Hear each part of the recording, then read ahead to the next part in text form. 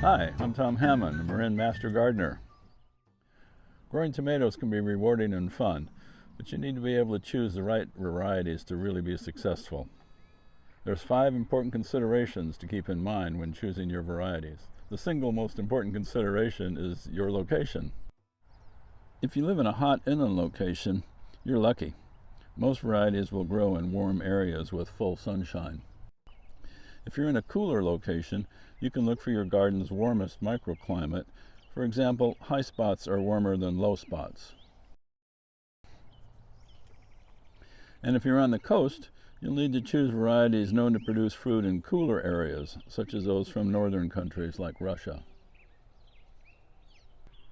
The second consideration is days to maturity. Days to maturity means the number of days it takes from the time you put a seedling into the ground until you see the first fruit.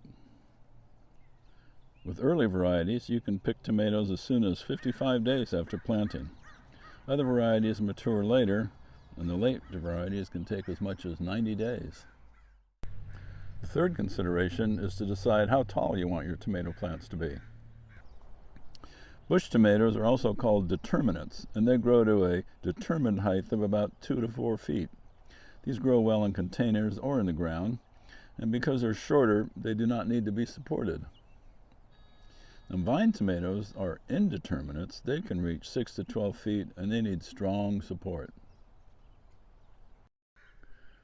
Fourth, you can choose hybrids or heirlooms. Hybrids are tomatoes crossbred from 2 or more plants. Some are more disease resistant and others are more drought tolerant than heirlooms. Heirlooms are older varieties that have been around for 50 years or more without change. Heirlooms are often prized for their delicious flavor, and the seeds can be saved. The fifth consideration is your personal preference. Preferences can be taste, color, size, and how you plan to use them. Also, at the end of the season, you can evaluate the varieties you've planted to help you decide what you want to do the next year. Here are the varieties I grew last year.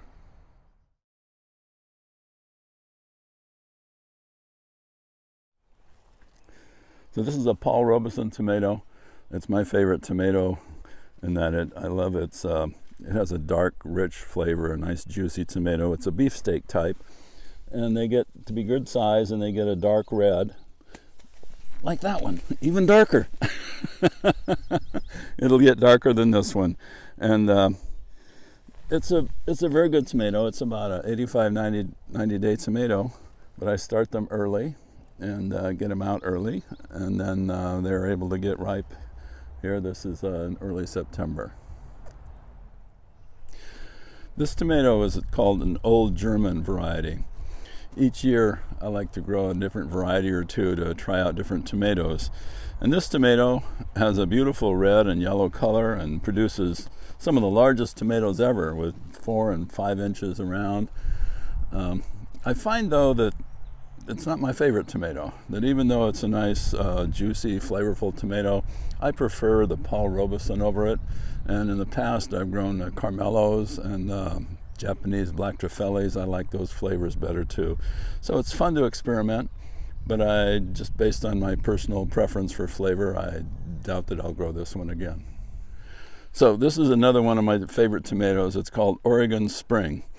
It's an early tomato, and it's a determinant, so it doesn't get very big. This one's a little short. Oftentimes they're 2 or 3 feet tall. It's about a 65-day tomato. It'll produce around 65 days after you plant it, and it produces good-sized slicing tomatoes, and they come on. Some of them are smaller, and oftentimes they have a little point on the end, like this one. And they come on. I get mine in the last few days of June, and it produces usually throughout the whole summer, sometimes into fall. It's a good tomato because it's really early, and its flavor is fine. It's not as good as many of the better beefsteak type tomatoes, but I enjoy it for its earliness. Tomatoes can be fun to grow when you choose the right varieties.